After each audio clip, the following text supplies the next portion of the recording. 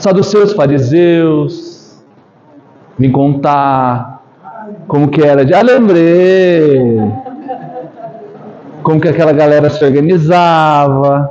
Falei que era a aula que vocês mais esperaram da escola-feira. Vocês queriam muito saber como que era isso. E eu tô nessa missão de novo, tô com uma outra aula incrível. Eba! Vamos falar sobre o que hoje? Os trabalhos na Galileia. Oba! Acordei pensando nisso. Como eram os trabalhos na Galileia? Já trabalhei o dia todo, vamos falar de trabalho agora de novo. Eba! Bom, antes de falar disso, falando do assunto que é muito interessante, que é a vida de Edgar Armond. Armond foi um cara muito importante para o movimento espírita brasileiro de forma geral, a partir da década de 40, 50, ele foi muito, muito, muito importante. Vocês vão, à medida que vocês forem se inteirando, muitas vezes assim, estou aqui no centro, as coisas estão mais ou menos organizadas aqui, está tudo certo. Qual que é a diferença desse centro para os outros? Esse centro aqui é da aliança, nem sabia, como assim tem que usar aliança para estar aqui? Tem muita coisa que ainda não faz sentido para vocês nesse momento. À medida que vocês começarem a trabalhar um pouco mais dentro da casa, vocês vão começar a entender que tem algumas divisões dentro do movimento espírita, divisões organizacionais, digamos assim, né? E o Armond, ele participou de quase todas. É muito interessante. E o Armond, ele foi um militar. Vou contar isso rapidinho, só a título de curiosidade, para ver se eu engajo de aumentar aí o número de pessoas que se interessam em vir aqui para saber mais sobre ele. Ele era um militar. Eu não ouvi o Edelso que vai vir dar, não? É o Edelso, né? O Edelso é o cara que sentou lá, foi atrás para levantar todos os materiais de Armond. Depois que ele desencarnou, lá com o filho dele e tudo mais. O Armond era um militar. Vocês conhecem a Tamoios? Já ouviram falar da Tamoios? Sabe assim? Rodovia Tamoios, você vai para Caraguá ali, de São José dos Campos, minha terrinha? Então, ele foi um dos responsáveis por construir a Tamoios. E ele era, por esse histórico militar, ele era um cara muito organizado, disciplinado.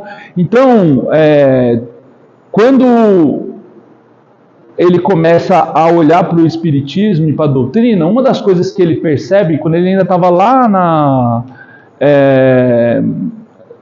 num outro movimento, ele começa a perceber o seguinte: o Chico Xavier começa a gerar um boom de interesse no espiritismo. As pessoas começam a se interessar sobre isso, então começam a procurar os centros espíritas. Para tu tomar um passe era fila, sem fim. Na FESP, lá no centro de São Paulo, ele trabalhou muito tempo lá antes a aliança, na verdade, foi fundada meio que era uma ideia dele, mas ele mais aconselhou do que necessariamente foi uma pessoa que... Ele foi muito ativo, mas era um ativo de casa, ele já estava mais aposentado, já estava doente e tal, ele não foi tão ativo presencialmente, ele foi mais nos outros movimentos. E aí, ele foi o cara que começou a olhar e falar assim: cara, desse jeito que a gente trabalha aí não vai dar certo não, tem muita gente procurando, não vai dar, a dinâmica não vai funcionar. E aí ele começou a observar e ele foi fazendo um trabalho espiritual e de observação de como poderia se padronizar os passes e a dinâmica dos passes, para que as pessoas conseguissem receber o tratamento e não fosse uma coisa de ficar na fila horas e que ficasse inviável. Ele foi o cara que começou a pensar nisso, por exemplo, entre muitas outras coisas. Então, é muito legal saber um pouco da vida dele, porque a gente vai entendendo algumas coisas que pra gente já é dado. Chega no centro, quando vocês vêm aqui tomar passe, aí passa em tal lugar, recebe a fichinha, e tem um P2, não sei o que, né? Tudo isso veio muito inspirado em observações que ele foi fazendo junto com um grupo de trabalhadores daquela época. Tá? Então fica aí o convite para vocês quiserem saber um pouco mais como as coisas estão organizadas. Mas, voltando, que a gente não vai fugir do nosso trabalho de hoje, nós vamos falar dos trabalhos da Galileia. Por que vocês acham que este tema é relevante? Muitas opiniões.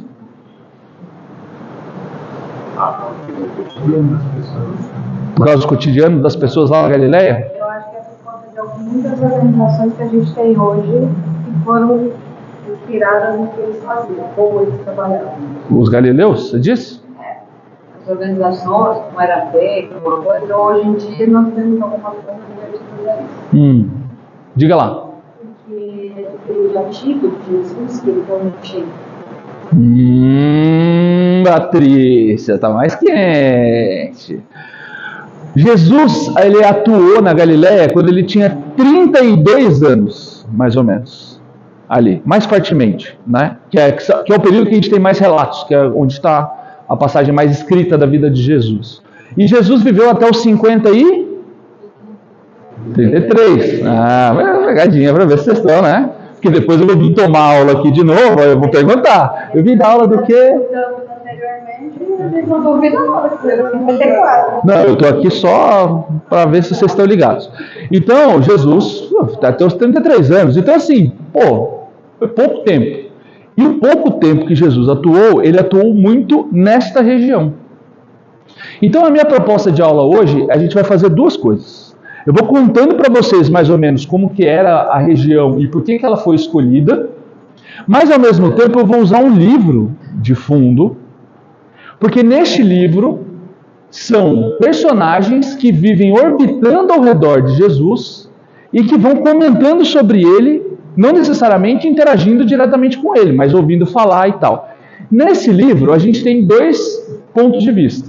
A gente tem um ponto de vista dos romanos, e aí vocês se lembram, que na aula que eu vim aqui eu falei um pouco sobre isso, que os romanos naquela época eram um povo politeísta, ou seja, que estavam em vários deuses, e que subjugavam, estavam com o império bombando, aí vocês lembram, né?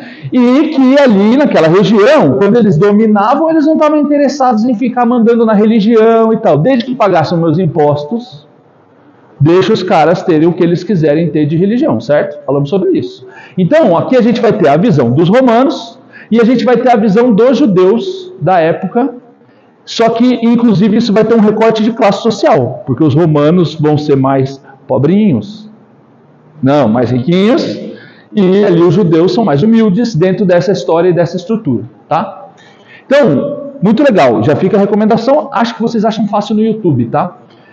Existe algumas obras do Emmanuel, elas estão audiodramatizadas, ou seja, não é aquela coisa da mulher do Google lendo, é uma coisa mais novelesca, assim, é muito mais legal, principalmente para lavar uma louça, sabe assim? Andar numa esteira, colocar um áudiozinho desse, você consegue ler o livro inteiro. Então aqui eu trouxe alguns trechos para a gente ir ouvindo ao longo do tempo, tá? Então fiquem à vontade para vocês tentarem entrar na história e aí a gente vai fazendo alguns comentários ao longo do tempo. Fechou? Então vamos lá.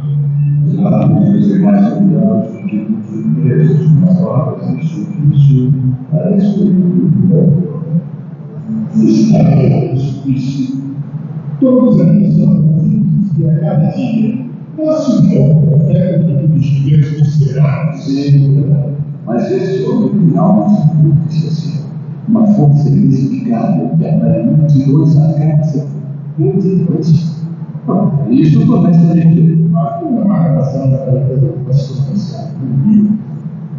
Você sabe que no mundo tempo, todos os doutores da lei se consideram donos da verdade, conduzidos pelos poderes divinos. Normalmente, Deus e ignorantes. Mas tal profeta não se considera dono da verdade. Nem dono da verdade. Ele é bem diferente do judeu. Mas por acaso você acredita nesse tipo de estudo? Pensamentos profundos produziram as palavras que eu vi há alguns dias, proferidas pelo Galileu ainda jovem. Uma multidão se acomodou ao redor de uma praça para ouvir uma mensagem deste tipo. Todos, sem exceção, estavam extasiados de emoção com a sua personalidade marcante. Eu também não resisti. Uma força misteriosa me mudou a se sentar e a mergulhar brevemente em suas palavras. E eu queria saber o que eu está falando.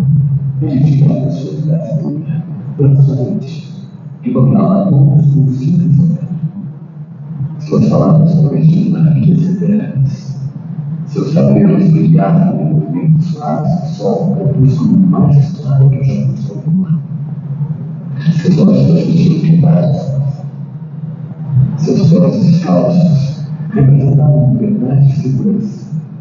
E a brancura da túnica era tão leve quanto a delicadeza de seus braços. Esse homem simples representava a nova esperança que povo sofrido e miserável. Não tinha nos olhos aquelas mãos surpresas, encantadas com a aura de banqueiros da falava sobre nossas conquistas e realizações mesquinhas. Criticava a ostentação das obras monumentais de Herodes. Repetindo infinitas vezes afirmando que acima de César está um Deus todo-poderoso, o Salvador dos necessitados. Afirmava obediente que todos somos irmãos, filhos deste país com que nos querem pertencer. Todos nós, irmãos, estamos completamente. A teoria de que Deus tem autoridade nessa região da terra de miseráveis e ignorantes, mas não podemos aceitar essa ideia em busca de fraternidade. Imagine irmãos escravos dos judeus contaminados pela peste. Fico ainda mais interessado com você, pobre Sulpício. Homem tão inteligente, deixar-se levar pelas afirmações desequilibradas deste povo europeu, também percebi nada para mim. Governador, desculpe, mas eu mesmo entendeu que me fez ficar parado, ouvindo a dele. Tenho consciência de que sua doutrina é muito perigosa pelo fato de defender a igualdade de certos senhores. Mas a pobreza e a humildade não parecem causar ódio a qualquer de seus filhos. Todos nós somos negros, estamos sós. Por isso, eu acredito que tais reuniões não representem ameaça à supremacia. Mas como pode deixar se envolver nas palavras desse jovem desconhecido? Não consigo impressionar, doutor, pois aquela figura simples de você não representa nada de sobrenatural. Mas o fato do rio do velho soldado me pôs a refletir profundamente sobre as palavras e atitudes. Muito bem. O que deu para pegar aí de mensagens? Além do nome Sulpício, que é um nome assaz estranho, né? Sulpício. O que eles estavam falando? Então, vamos lá, vamos por partes. Primeiro que são romanos conversando, certo? Ali, pelo desdém, já deu para sentir. Outra coisa que aconteceu ali curiosa é que eles estão falando de Cafarnaum como se fosse no bairro do lado. Não, um lugar meio ermo, assim. Tipo, lá em Cafarnaum, porque eles estão em Jerusalém. Então, são notícias que estão correndo ali. Outra pessoa que está ali é o governador, que está colhendo informações do Sulpício, que está contando sobre esse tal novo profeta que está todo mundo falando. E aí, uma das coisas que chama atenção é que ele fala sobre fraternidade, proximidade, um pouco do que a gente conversou naquela aula que eu vim aqui também. Então, já gera ali uma ojeriza ali por parte dos romanos, do tipo, o que esse cara está dizendo? Ele está incitando o povo a dizer que nós somos iguais. Esse povo ele é escravizado, ele está abaixo de nós. E aí tem uma outra figura ali que chama Públio Lentulus. Sabem quem é Públio Lentulus? É o quê? Exatamente, é o Emmanuel. O Emmanuel o Públio Lentulus é uma das encarnações do Emmanuel, em que ele está contando justamente essa trajetória. Emmanuel era casado, tinha uma filha chamada Lívia, e a filha dele era doente. Então ele é um senador romano, e aí ele morava ali, naquela região, né, na capital, até que a filha dele vai ficando muito doente, e aí uma das coisas que falam para ele é, vai para o interior, não por causa da poluição, né, porque naquela época, mas para você ter uma vida mais tranquila, menos atabalhoada, mais no campo, para ver se a menininha melhorava, porque ela estava ficando cada vez mais doente. E aí, aqui a gente então vai entendendo um pouco da dinâmica de como que eles enxergavam. É importante a gente dizer o seguinte também, Jesus não era uma pessoa comum falando numa praça. A gente tem que lembrar que tem toda uma camada energética. Quando a gente entra no centro, quando a gente passa para tomar uma vibração, tomar um passe, participar das vibrações, como vocês estão sendo convidados agora, vocês vão percebendo e vai gerando uma pequena sensibilidade que a gente está num lugar diferente. Tem uma energia diferente, né? Uma energia gostosinha que às vezes dá até um soninho. Então, o corpo acalma, a gente se cala um pouco, né? Desse barulho constante que a gente está durante o dia. E Jesus falando, ele carrega energia muito forte. Ele chega também a citar uma conversa com um centurião.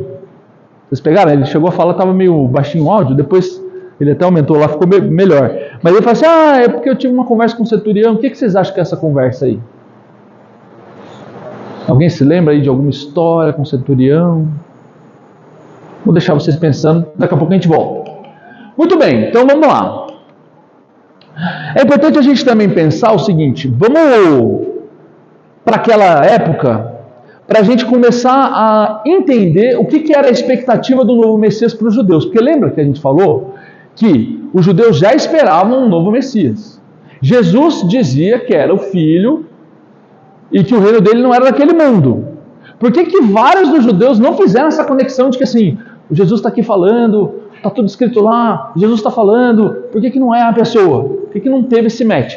Porque a expectativa era uma expectativa um pouco diferente do que foi o que eles receberam como Messias. Porque Jesus, ele era uma figura que, apesar de ter, né, os sinais que os judeus esperavam, não era exatamente da forma com que os judeus esperavam.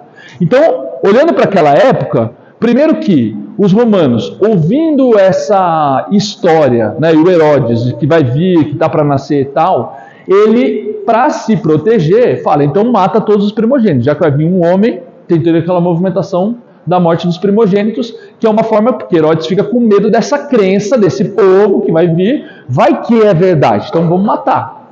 E aí os judeus, eles acreditavam que o fim do mundo estava chegando.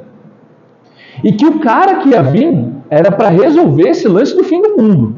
E para libertar o povo judeu, que era subjugado pelos romanos, como já tinha sido subjugado pelos egípcios e tudo mais. Então, assim, ali, vamos pensar, vai vir alguém que vai resolver o problema do fim do mundo.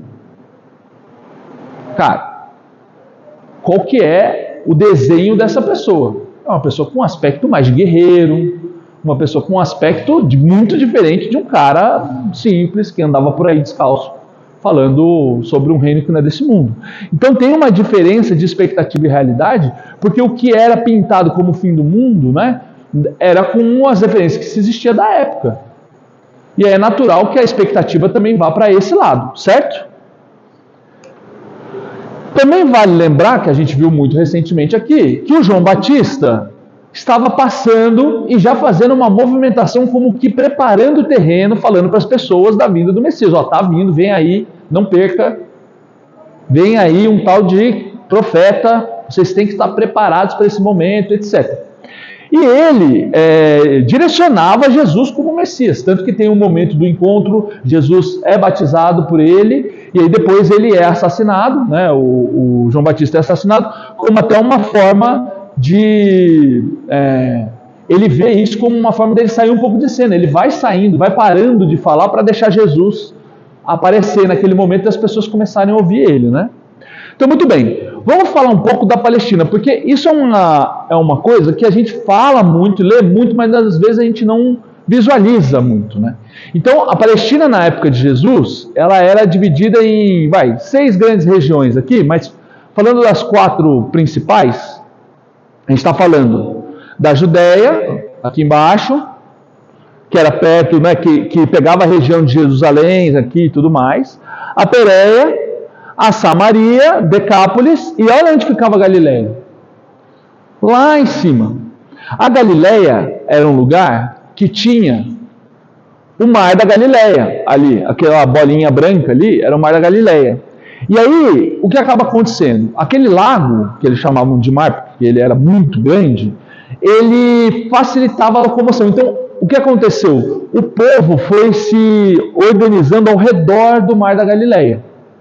E ali era uma região que tinha um trânsito grande por cima, vindo de pessoas se movimentando por aquela região. Então, passava muita gente para fazer comércio. Por que isso é relevante? Bom, vamos pensar estrategicamente. Jesus tinha pouco tempo para levar a mensagem dele. Se for pensar estrategicamente, onde é bom estar e falar? No local em que as pessoas circulem. Num local longe do domínio romano, para que ele consiga ter tranquilidade para poder falar e passar a mensagem dele. E também em pessoas que estivessem abertas para ouvir. E quem está aberto para ouvir? Quem tem ali uma vida mais difícil e vê o sofrimento, e vê as injustiças e vai perdendo as esperanças. É para esses que Jesus leva a mensagem dele. Aí é legal a gente lembrar também que Jesus de Nazaré, né? É de Nazaré, e tem uma frase famosa, que inclusive está na Bíblia, né? Em João, que é: pode haver coisa boa vinda de Nazaré? Isso era o que os romanos falavam: pode ter alguma coisa boa vinda de Nazaré? Jesus? Cara, de Nazaré? Nazaré era uma cidade super pobre, e toda essa região era pobre de forma geral, com uma estrutura super precária política. Então os sacerdotes, que eram as figuras religiosas judaicas da época, acabavam acumulando outras funções também, e tinha uma supervisão dos romanos, que julgavam e puniam, além dos próprios sacerdotes também fazerem isso, julgar e punir o povo da região, porque eles tinham essa autoridade. A única coisa que os judeus não podiam fazer era matar. Aí eles tinham que pedir autorização para os romanos. Fora isso, estava liberado. Então era uma região também que tinha ali uma certa... era vista como uma região mais rebelde em relação ao restante. E aí, em alguns momentos do ano, como a Páscoa, né, que não é a nossa Páscoa, né, tem um outro significado, e alguns outros, ou naquelas grandes, como a gente também conversou, naquelas grandes celebrações, vai nascer um filho, né, casamento, etc. Eles se dirigiam a Jerusalém, porque lá ficava o grande templo. Então, havia um grande êxodo de todas essas regiões, as pessoas iam para lá para poder participar dos momentos de festividades. Então, de todos os lugares da Galileia, Jesus acaba escolhendo Cafarnaum. Por quê? E aí, nesse mesmo livro, há 2000 anos, tem um relato de como era a região da Galileia. E eu acho legal para a gente começar a também dar uma cara de como era a Galileia da época. Há 2000 anos, a Galileia, hoje transformado num deserto, se você for olhar pela internet, né? Era um paraíso de verdura. Nas suas paisagens maravilhosas, desabrochavam flores de todos os climas. Seu lago imenso, formado pelas águas cristalinas do rio sagrado do cristianismo, era talvez a mais piscosa bacia em todo o mundo, descansando as suas vagas mansas e preguiçosas aos pés de arbustos ricos de seiva, cujas raízes se tocavam do perfume agreste dos eloendros e das flores silvestres. Nuvens de aves cariciosas cobriam em bandos compactos aquelas águas feitas de um prestigioso azul celeste, hoje encarceradas entre rochedos arbustos e ardentes. Esse é Emmanuel no seu ápice de ser poético ao fazer uma descrição, mas a gente vê que era uma região bonita e uma região muito diferente de hoje, desértica. Era uma região que tinha muito potencial até de cultivo, de oliveiras e outros tipos de alimentos, né? E aí quando a gente olha mais perto, né, a gente vê que era tudo muito fácil de você cruzar. Se Jesus ao menos conhecesse algum pescador, alguma ideia de algum pescador, tipo um Pedro, por exemplo, ele poderia facilmente se deslocar pelo mar da Galileia e ir levando os seus ensinamentos pelos povos. Então, aqui é uma região que vai combinando uma série de artifícios que facilitavam para ele poder levar esses seus ensinamentos e tocar as pessoas, porque ele foi tão eficiente que ele ficou pouco tempo em pregação, tendo a vida pública, como a gente chama, há mais de 2000 anos atrás, e a gente tem um nível de riqueza de relatos daquela época, e a gente tem um movimento que acontece com os ensinamentos de Jesus que chegam ao globo todo mais de 2000 anos depois. Então há muita eficiência e um olhar muito estratégico de como ele ia fazer isso e para quem ele ia falar. Ele ia falar para quem ia valorizar o que ele tinha a dizer, né? Então, geograficamente privilegiado, formado por agricultores e pescadores, então pessoas mais humildes, mais simples, que tinham uma conexão com a terra e menos com bens, mas que também tinham ali uma abertura para ouvir. Era um povo receptivo, eles davam mais importância à honra do que ao dinheiro, segundo o Talmud, e eram também vistos como rebelde em alguns aspectos religiosos. E aí, quando eu falei assim, como será que é Cafarnaum hoje? Aí eu fui buscando, né, na internet.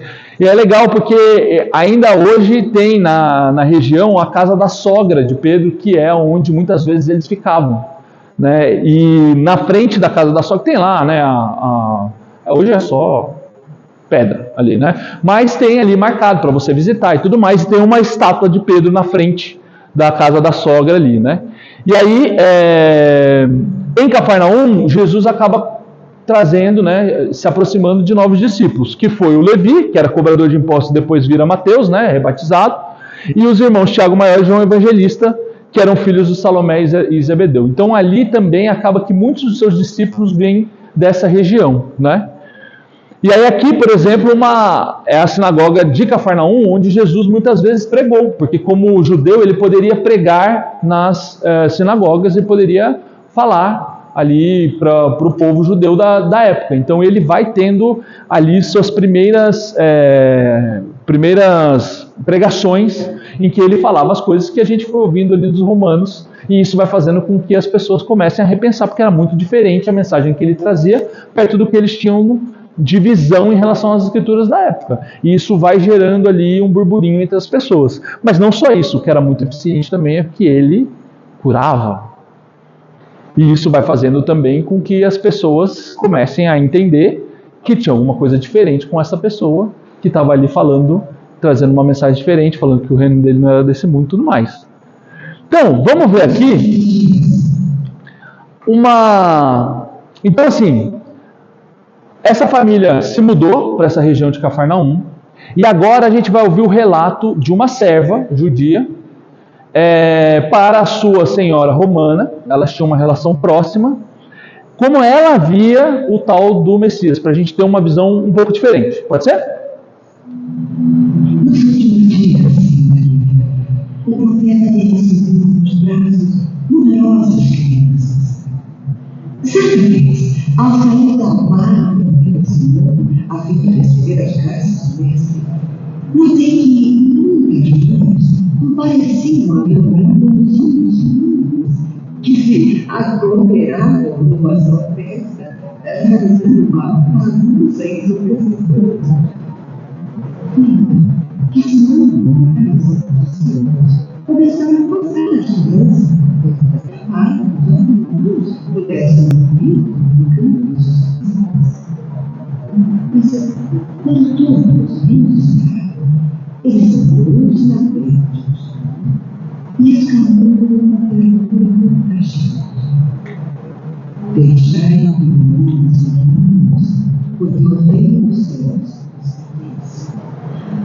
um grande silêncio entre os adultos, enquanto todas as crianças corriam em direção ao mestre, beijando sua túnica, com a felicidade selvadas pelos rostos. Não me disse a vez presenciava essa cena, mas é muito maravilhosa. E as crianças ouviram que as duas conduziam as se curassem de um vazio de luz, ou de doenças consideradas.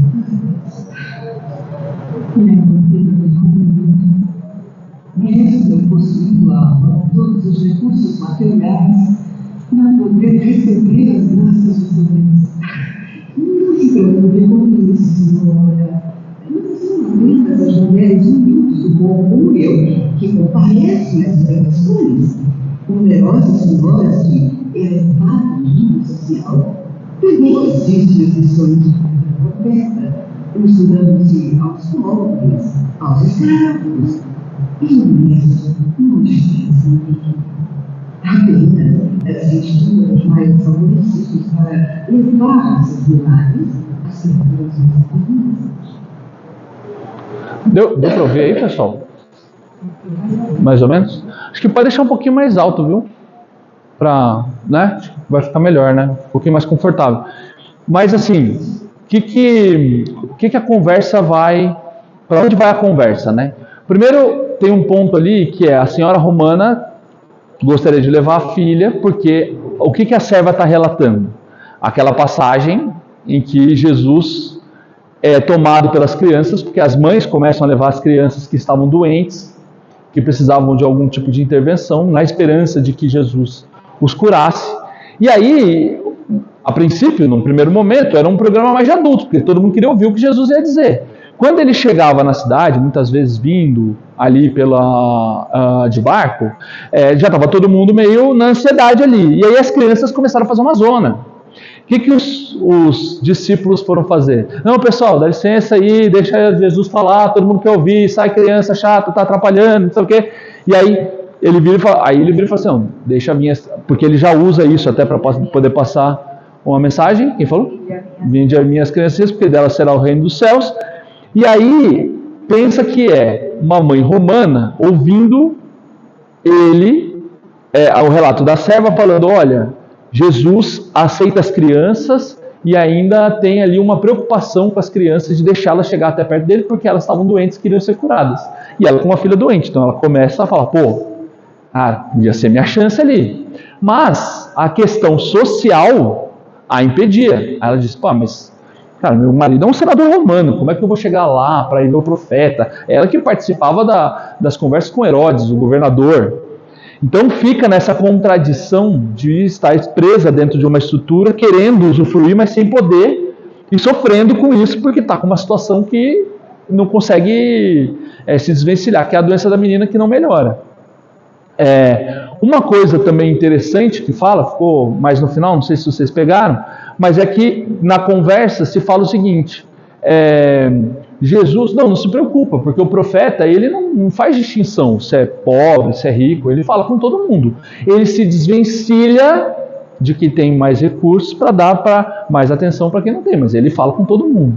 Então ele já tinham pessoas que iam se aproximando de Jesus, que iam entendendo a mensagem dele mesmo com recursos, mas também que queriam se aproveitar, politicamente inclusive, né? A gente tem passagens nesse sentido na vida de Jesus, e aí já há uma percepção de uma preocupação de Jesus de dar foco para quem precisava. Porque você imagina o que Chico Xavier não deve ter vivido, ou que Divaldo vive, que são espíritos muito inferiores em relação a Jesus, mas que tem a questão da mediunidade, as mães que iam com filhos desencarnados procurar, o que Chico Xavier não deveria receber de oferta de não deixa não sei quem passar na frente. Ele era visitado por muitas pessoas famosas e conhecidas e tudo mais. Então, a gente está falando de figuras que não curam necessariamente como Jesus, e a gente sabe que já tem algum tipo de abordagem nesse sentido. Não vai ser diferente com Jesus, e aí vai mostrando também um pouco de como que ele lidava com a situação num olhar externo. Então eu acho muito interessante esse livro, porque ele vai trazendo relatos de momentos que não necessariamente a gente está acompanhando o que está na Bíblia exatamente, ou no Evangelho, mas sim o que está acontecendo ao redor. Isso vai ajudando a gente a ter contexto de entender, inclusive, o que acontece no Evangelho e na Bíblia, né? Beleza? Muito bem. Então, como eu estava falando, os mais humildes e os necessitados, eles estavam abertos à nova doutrina que Jesus estava trazendo. E aí é legal porque nos livros que o Emmanuel fala do tempo do cristianismo primitivo, como a gente chama, que é esse tempo, há 50 anos depois, há 2000 anos, o próprio Paulo Estevão, a gente vai entendendo um pouco mais de como que a Boa Nova ela tem lugar mais nos mais pobres. E aí tem uma passagem muito interessante que eu quero migrar de livro aqui rapidinho. Quero ir lá para o Paulo Estevão, que eu dei uma missão para vocês. Falei para vocês que era melhor que novela. Paulo Estevão, 40 paginazinhas, passou da 40ª página, o negócio vai que vai. Eu sei que vocês vão ver os crisântemos, não sei o que, que nem aquele texto lá, falar, meu Deus do céu. Aí é muito difícil ler isso aí. Mas depois que começa a história engata, tem mais plot twist do que novela e série.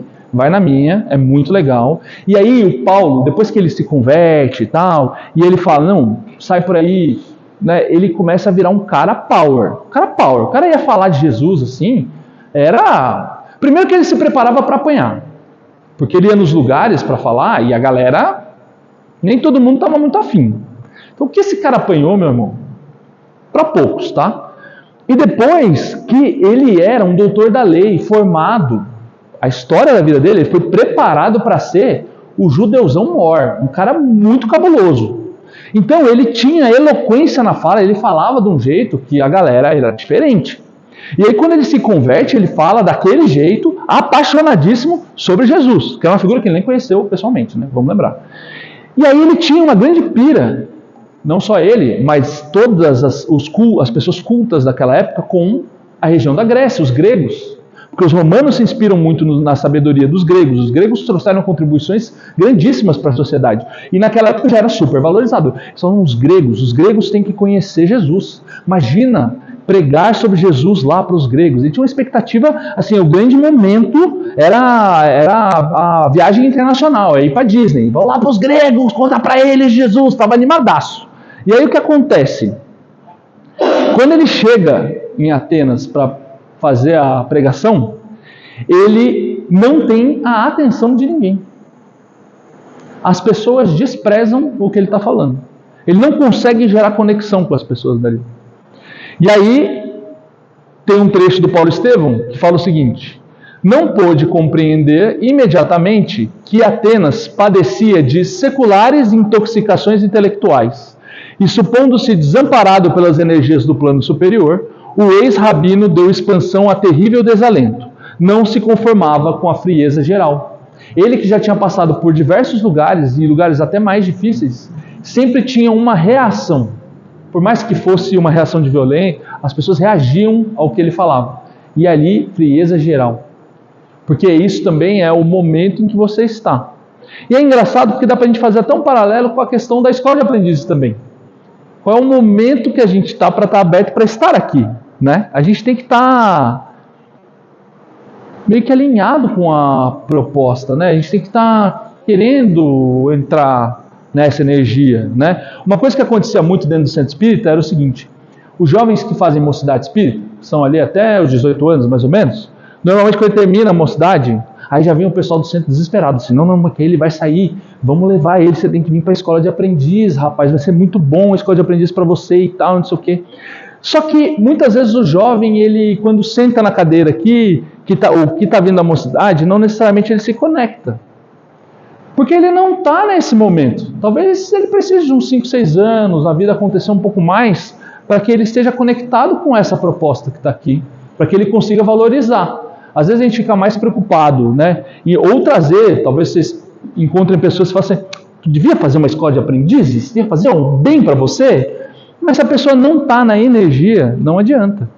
A gente não vai conseguir que ela entre no propósito, porque o propósito daqui está em ver valor no caderno de temas, em ver valor na caderneta pessoal, em receber uma missão de vir para as vibrações, e entender e tentar se engajar para ver o que acontece se eu vier. O que acontece comigo? Eu me sinto bem, não me sinto bem? É estar aberto. E aí é muito legal que vocês estejam aqui já há muitas semanas se reunindo, etc., porque vai também trazendo uma força do coletivo, de um poder olhar para o outro e ver que, nós estamos... Remete um pouco até a... Qual foi a última vez que a gente esteve em turma? Assim, é quase que na escola, colégio, né? Vai remetendo a um ambiente meio do nosso passado, mas ao mesmo tempo é uma jornada que é muito bom a gente saber que não está sozinho. Porque é uma jornada que... muitas vezes o papel que vocês receberam hoje, falando de sentimentos, né? Poxa, nomear sentimentos. Ué, mas não tem só 4 ou 5, igual o filme, Divertidamente? Como assim? Tem tudo isso? A gente é muito não letrado, né? A gente é muito não letrado, a gente não sabe dizer. Quantas vezes a gente reage sem nem saber por que a gente está reagindo daquele jeito? Aí depois que toma um chega para lá da outra pessoa, eles começam o que foi? Não fiz nada, acordou, tá bravo aí, tá todo chutando a sombra. Não, peraí, o que aconteceu? O que me levou nesse estado de espírito? Esse tipo de proposta investigativa, nós temos que estar minimamente conectados com a ideia de que a gente quer olhar para isso. Porque senão, vai passar despercebido, vai passar com frieza geral. Estar aberto ajuda a gente a ter um olhar mais cuidadoso. Você sabe que eu trabalho numa empresa que tem um tipo de negócio lá com a região sul, né? E agora com tudo isso que está acontecendo, a gente estava numa reunião e aí a pessoa falou: a gente está fazendo um acompanhamento com os clientes, vendo se está tudo bem, né? E aí a pessoa falou assim: poxa, que legal que vocês ligaram e perguntaram como a gente está. Independente de, vamos fazer uma doação, não vamos, porque isso ainda estava sendo discutido, né? Era mais para fazer um levantamento, para entender como estavam as pessoas. A pessoa, ela valorizou o fato de que recebeu uma ligação para perguntar como ela estava. E a gente acha que, não, porque já tem que mandar dinheiro, que não sei o que, né? Tem também, se der, melhor. Mas é o olhar atento e gentil. que a gente vai perdendo, porque o mundo vai jogando a gente para um outro caminho, né? E é isso que Jesus vem um pouco tentando resgatar ali com aquele povo que é um pouco mais aberto a pensar sobre, né? E é isso que ele está fazendo aqui também, trazendo uma proposta diferente para vocês.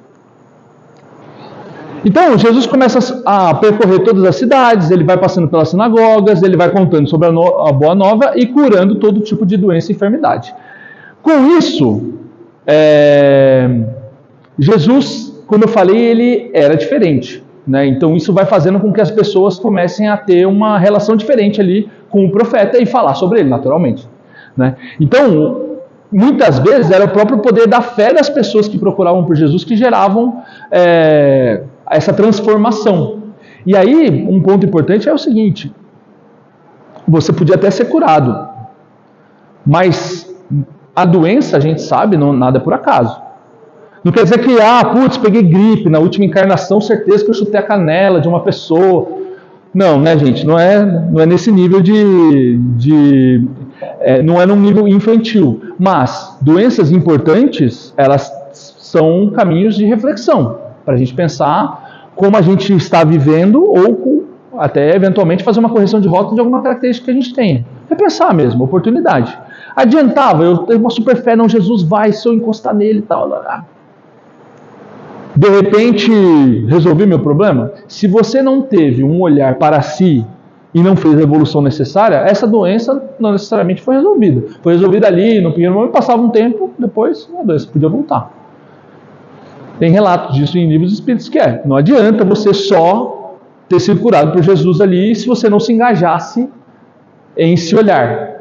Mas muita gente foi curada definitivamente, né? E aí, muita gente se curava só de entrar em contato com ele. E tem relatos desses livros espíritas de halos de luz e fluidos fortíssimos de quem se aproximava dele, porque Jesus tinha essa possibilidade, né, de expansão muito grande. Era uma figura... Jesus, à medida que vocês forem estudando um pouco mais sobre a doutrina espírita, ele é o governador planetário. Ele está aqui antes da Terra se constituir como Terra. Jesus está muito à frente. Jesus é de uma ordem de espíritos que são de governadores planetários. É outro nível. Nós estamos muito longe de Jesus. Mas muito longe. Então, o esforço que Jesus faz em estar com a gente era para dar uma guinada significativa na história da Terra e nos espíritos que aqui estavam. Era dar um caminho claro, a verdade, a vida, e um caminho para que a gente tivesse um modelo para ser seguido, como diz o Evangelho. Essa é a presença de Jesus aqui. Esse é o peso da presença de Jesus aqui.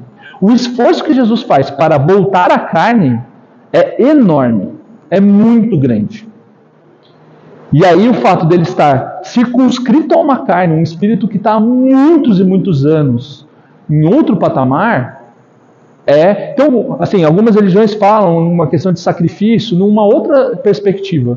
Aqui o ponto é o esforço, não o sacrifício, mas o esforço que Jesus faz para estar aqui, vivenciando e dando e mostrando que é possível, que dá para fazer, que dá para ter essa conduta, é justamente para nos incentivar e a gente entender que é um caminho possível.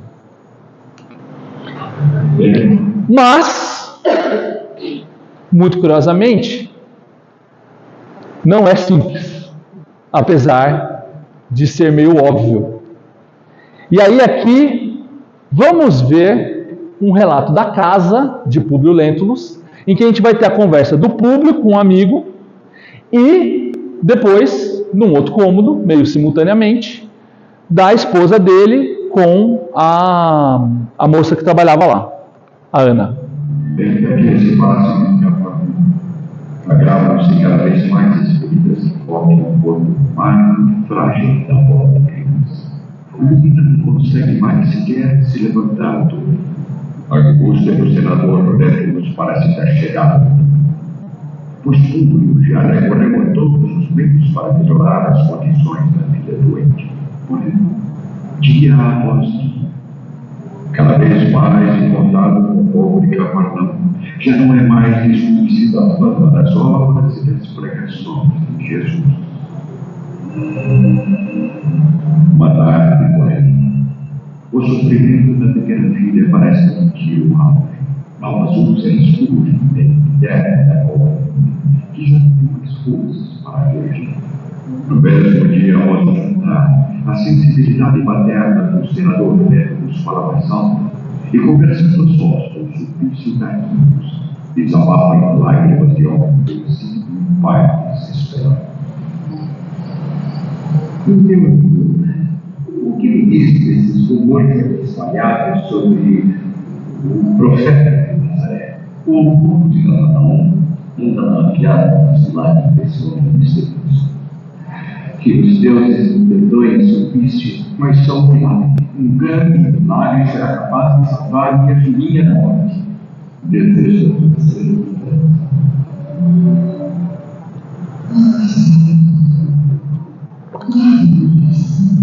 O homem é discutível nas comunicações. Acredito profundamente que se reforçamos essa crença para receber a bênção de suas mãos, deveria resistir e ficar curada para sempre. Quem sabe? Eu sou um caso crescente. Infelizmente, eu não acredito nisso. É todas as coisas. Mas todo meu coração gostaria de conhecer este homem extraordinário de quem sabemos. Então aqui nós temos a mãe vendo a filha que estava com úlceras na pele, criança. E o marido já desesperado, mas nós temos também o quê? O orgulho romano que não permitia, estando na cidade, onde o cara está sempre, que não leva a criança? Vai dando um desespero quando a gente vai lendo o livro. Cara, só leva logo, leva lá, o que acontece? Ai, coloca uma outra roupa, sei lá, né? Vence isso, cara. E é interessante porque quando a gente pensa e vendo o Públio Lentulus, né, com essa... Pô, ele tá vendo a filha dele praticamente morrer e não vai. Quantas foram as vezes que a gente também não fez isso, né? Porque aqui é muito fácil a gente julgar o Públio Lentulus, porque a gente não está naquele contexto do romano, do judeu, se tem eu vou, eu iria fácil. Mas quais são as situações em que a gente está colocado ali e a gente não aceita ajuda, né? É o orgulho. Eu não vou aceitar ajuda porque eu sou 3 pontinhos, complete aqui com uma condição que você tem e não quer abrir mão.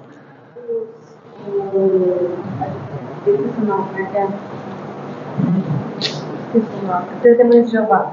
Testemunho de Jeová. Não acreditam na transfusão de sangue. Não permitem.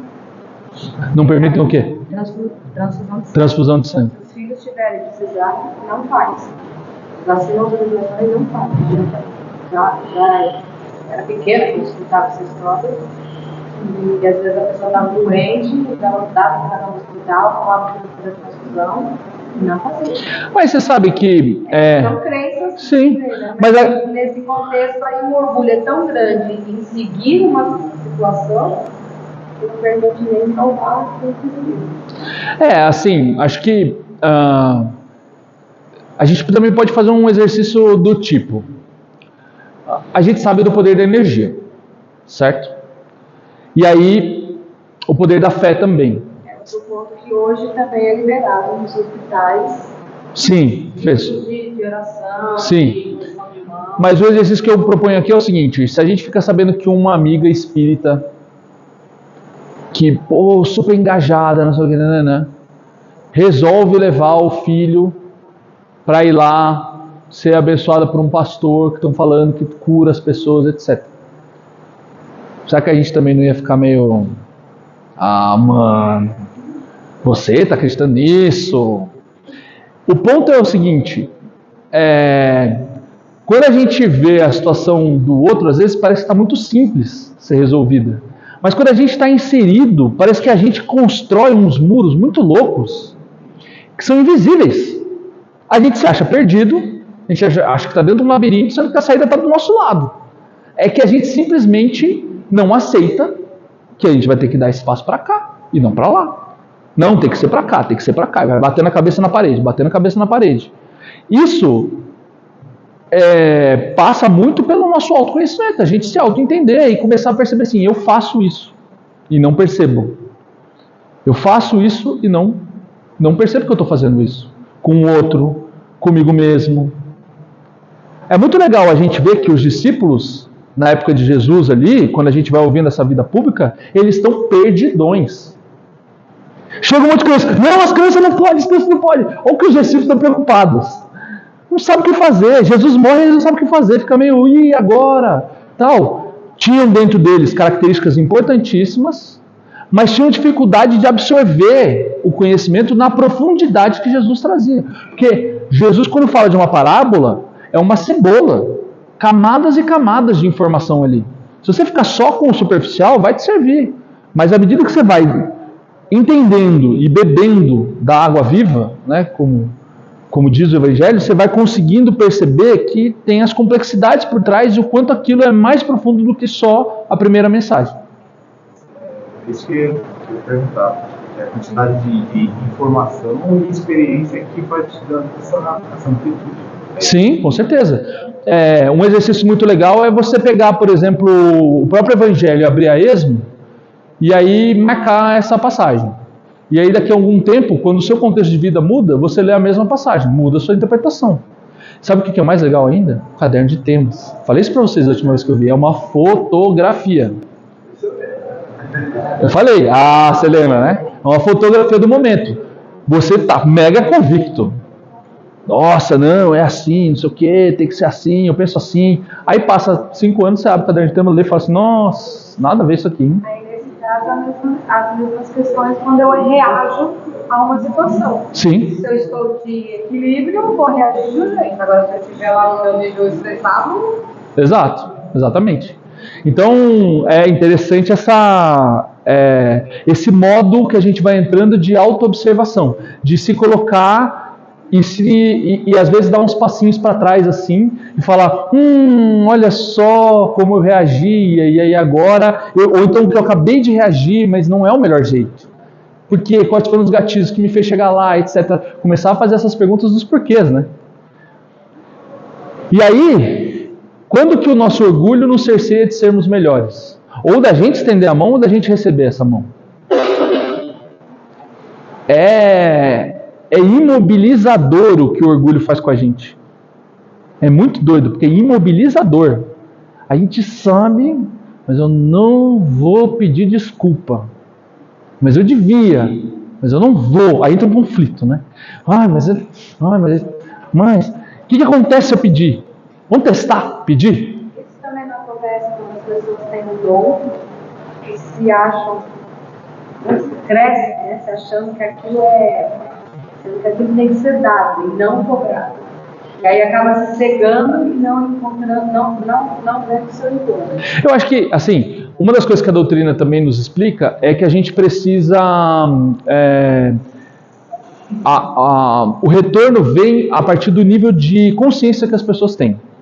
Se ela não tem consciência do que ela está fazendo, de qualquer forma, a gente sente. Porque quem cobra a gente é a nossa própria consciência. Vai lá para o nosso lar. Lá no nosso lar, quem leva o André Luiz para o umbral é a própria mente dele. Ele está lá no nosso lar já, de boa, mais ou menos, né? Mas assim, tô aqui, né? Tranquilo, vamos viver, nosso lar é legal e tal. Pum, daqui a pouco ele está no umbral. Quem levou ele para lá? Ele mesmo? É a própria mente dele. Então, assim, tem um nível de consciência, obviamente, mas a gente vai para onde a gente tem afinidade também. Então, assim, claro que se eu sei que eu recebi isso de graça, que é um dom, né? Se a gente está falando, por exemplo, da mediunidade, você sabe que pode ter algum tipo de consequência se você trabalhar dessa forma. É uma possibilidade, entendeu? Mas quem vai te cobrar é você mesmo no fim do dia, do processo, entendeu? Porque quando a gente tira tudo isso daqui e que não tem mais como fingir que eu estou pensando isso, que eu estou pensando aquilo e que as coisas simplesmente são, porque o pensamento e a vontade passam a ser o que dita e a gente não tem mais camadas, porque hoje a gente está preso. Se eu pensar assim, eu vou matar aquele desgraçado, você não está matando ele, você está pensando. Mas, tem uma aula que é pensamento e vontade, é muito legal. Tem o livro de vocês, ele sugere que a gente leia, os expositores, um livro que é um monte de desenhos mediúnicos e fotografias que eles fazem dos pensamentos, de como o pensamento se comporta em relação a formatos, cores e tal. Eles têm cores, formatos e tal, né, no outro plano. E aí você vai vendo, tipo, o cara tá com raiva, como que é o formato. Ele é mais agulhado e tal. Não, ele tá tranquilo. Como que é ouvindo música clássica e não sei o quê. Então você vai vendo que quando não tem essa camada aqui, essa camada é para nos proteger quase. Porque quando não tem, a gente vai direto. Por isso que no plano espiritual não tem a materialidade, começou a se desequilibrar, pum, já mudou de lugar. Nem domina. Então assim, tem o seu lado bom. Tem que pegar trânsito todo dia na radial? Tem. Né? Lá volita, rapidamente se locomove e tal, mas tem seus lados bons também, porque a gente também não vai direto para um brau aí, muito louco, do nada, né? Muito bem. E aí, ser discípulo de Jesus é andar contra a maré, quebrar preconceitos e vencer o orgulho. Que preconceitos? Não são preconceitos para comigo, são os meus preconceitos para com os outros. É a gente começar a pensar que o espiritismo não é o único jeito de chegar no mesmo lugar. Seria muito egoísmo pensar isso. O único jeito de se evoluir é sendo espírita. Problemático, hein? Então, assim, eu olhar para os lados, ver outras pessoas partindo de outros caminhos e com outros contextos e começar a entender que faz parte da jornada. Um pouquinho de preconceito, que eu estou indo no religioso, mas... Então é a gente ir tentando se despedir disso para a gente começar a ter um olhar até mais amigável. Muitas das coisas que a gente vê no outro são espelho. O que incomoda no outro são espelho. Incomoda no outro porque eu também vejo em mim. Eu parto do princípio que ele está pensando isso, porque eu penso que talvez eu pensaria isso. Então eu penso mal, então ele deve estar pensando mal. Ele fez por mal, não necessariamente. O que eu carrego? O que meu coração está cheio? Né? E aí, quando eles citam o centurião, é uma citação no livro, né?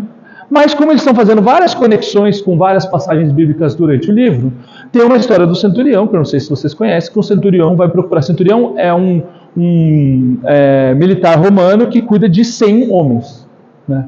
Então por isso que é centurião. E aí ele tem um dos caras lá do grupo dele, está muito, muito doente. E ele, como romano, então aqui, estou dando essas informações que passariam despercebido para qualquer turma, mas não esta, que já tem todos os conceitos. Quando eu falo um romano indo buscar Jesus, é simples, não é. Ele vai até Jesus e ele fala: Senhor, tem um amigo doente, queria muito, se der assim, que você curasse ele. Aí Jesus fala: ah, é? Sim, mas você não precisa nem ir lá, tá? Se você falar está curado, vai estar curado. Porque eu, quando falo para os meus homens, vai lá e faz, eles vão lá e fazem. A coisa acontece. E você, só de falar que ele está curado, vai estar curado. Ele falou: então pode ir lá que ele está curado. E aí o centurião volta na certeza de que ele está curado. E ele estava curado? Não, mentira, estava assim. Aí ele se curou. E olha só o que é louco dessa história. O centurião deu a Jesus uma autoridade bizarra. Falou: não, eu que sou um centurião, falo e dá. Você que cura, só de você falar, curou. Pronto. Agora, a gente com esse óculos todo de saber o que isso quer dizer por trás, etc., a gente consegue colocar um simbolismo do que foi isso naquele tempo e de quais são as interpretações que a gente vai fazendo. Cara, quem era esse centurião? Olha o que ele venceu de orgulho, o que ele venceu, porque para ele era mais importante do que ele ser um romano, do Império Romano, era estar com os dele. Era um amigo dele. Isso é mais importante. Não importa que o cara é Jesus, José, Nazaré, eu quero cuidar do meu amigo. A gente vai começando a ter uma outra interpretação à medida que a gente... Por isso que a aula, os trabalhos da Galileia é importante. Tá vendo? Vou terminar. E aí, a gente já falou um pouco disso, os apóstolos.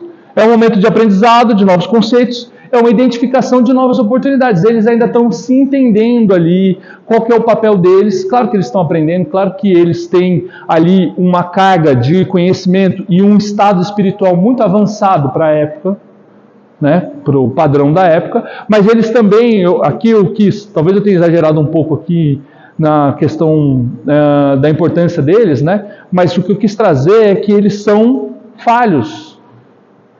Eles estão ainda entendendo o caminho, né? E está tudo bem, faz parte do processo também.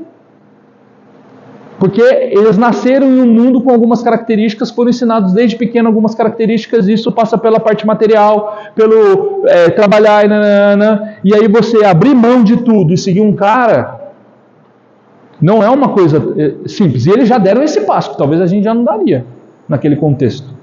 Mas mesmo assim não garante nada. Tem toda uma jornada que cada um deles individualmente vai ter. Quando você lê o Paulo e Estevão, você vai ver as tretas que Tiago tinha com o Paulo. Treta. Não se dava, porque não tinham a mesma visão sobre as coisas.